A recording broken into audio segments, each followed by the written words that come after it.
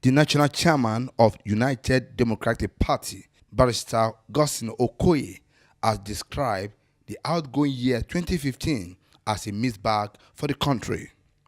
In an interview in Abuja, the national chairman of UDP said the country has witnessed change in the political circles and other national sectors of the country.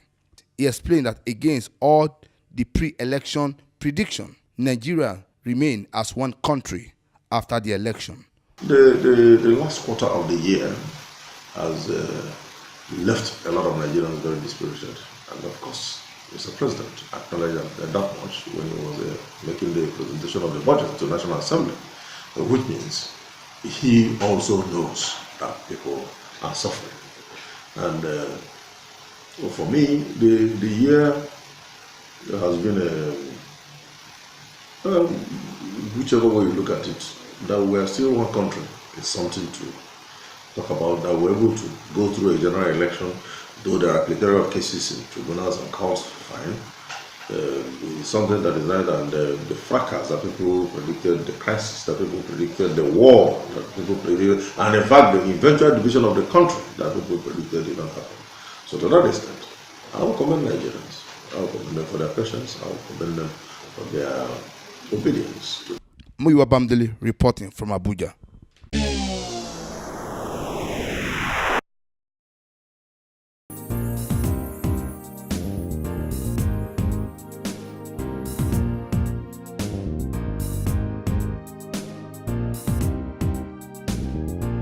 Formation of Senate Committee on Diaspora and Civil Society in the current political dispensation is aimed at interfacing with Nigerians in diaspora and to harness their contribution towards the national development.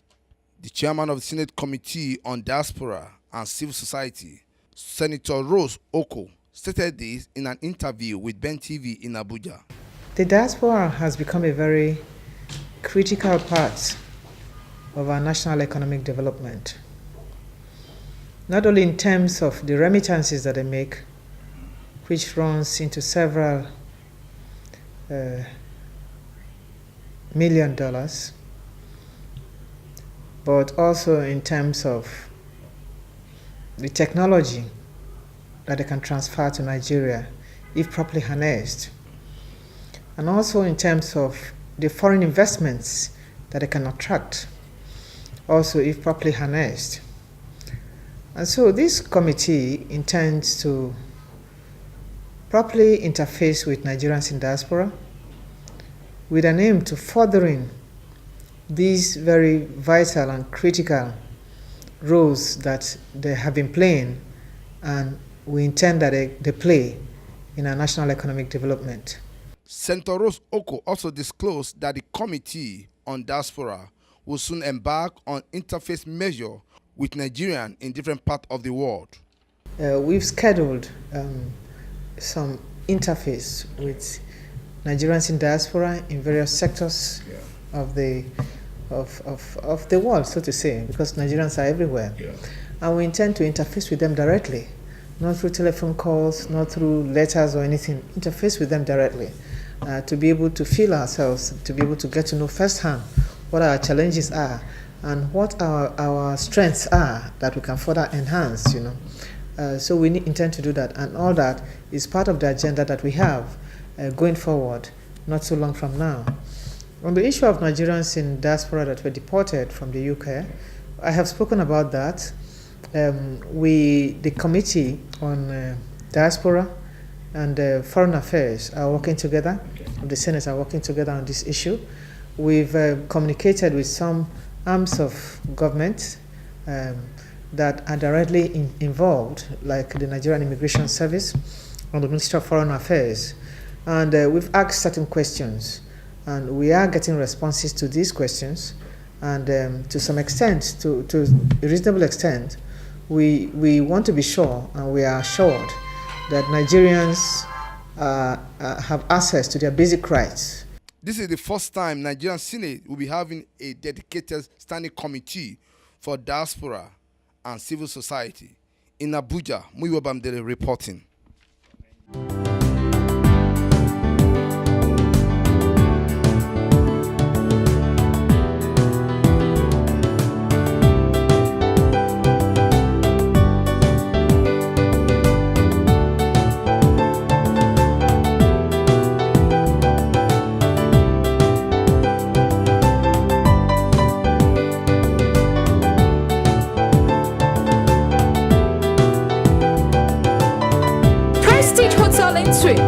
Number 1 AMO Road off Airport Road, GRA, Benin City, Edo State. Website www.prestigehotel.com.ng. Email info@prestigehotel.com.ng. Telephone number 070-620-84038, 081-519-74044. Prestige Hotel and Suites, world-class hospitality.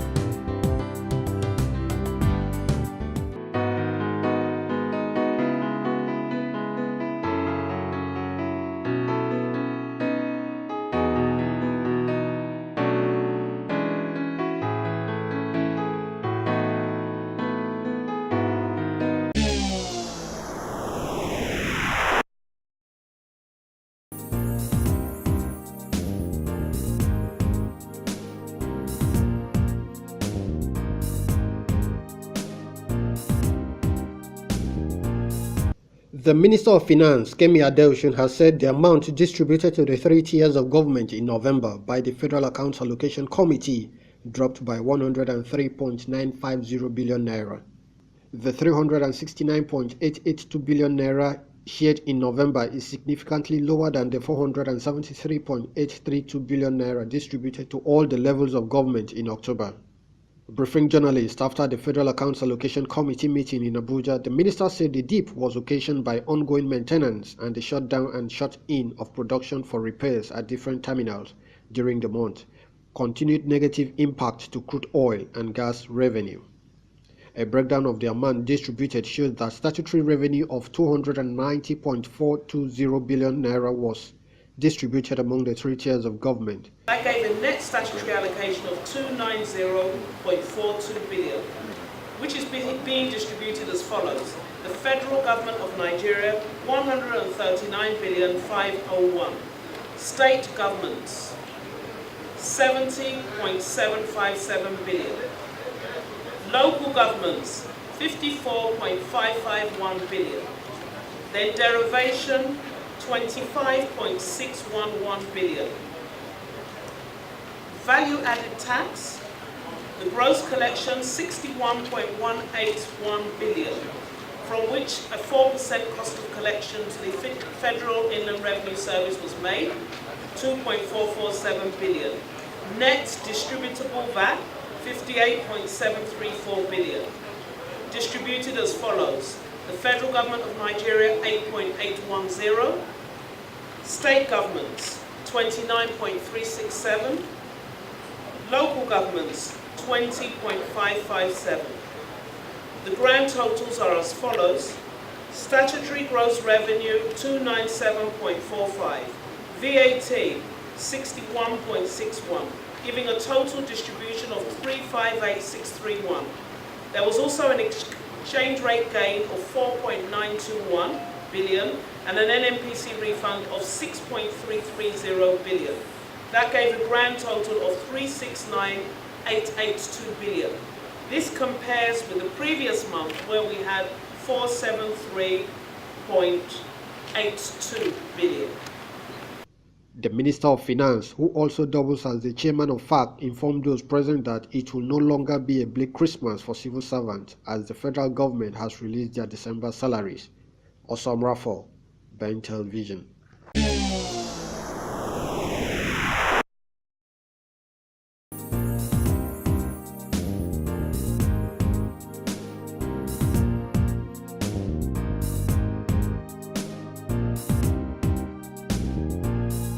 In an effort to address the challenges of climate change in Nigeria, Minister of Environment Amina Mohammed says the country is willing to take a regional lead by announcing a bold and courageous intended national determined contribution that seeks to ensure that its economy grows while reducing its carbon emission.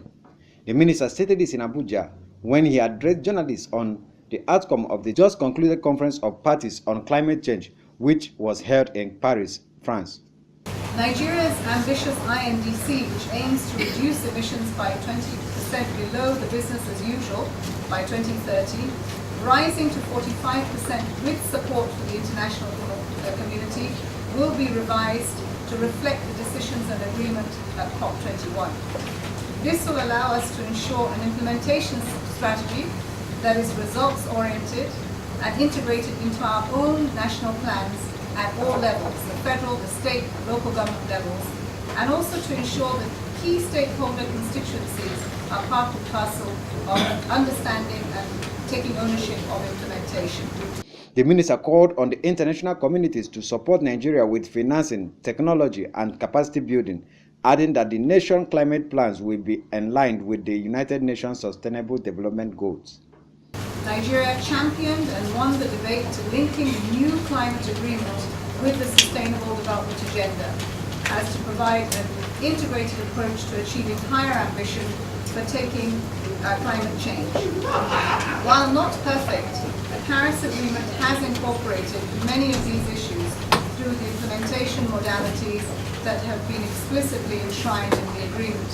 The agreement itself is preceded by a decision. Decisions that form the basis that inform the legally binding agreement, which is the second part of it. Amina Mohammed further stated that the Paris Agreement has created a veritable global platform for President Muhammad Buhari's change agenda, which she said focused on a new roadmap with emphasis on green and inclusive growth. From Abuja, LM Chukwemeka reports.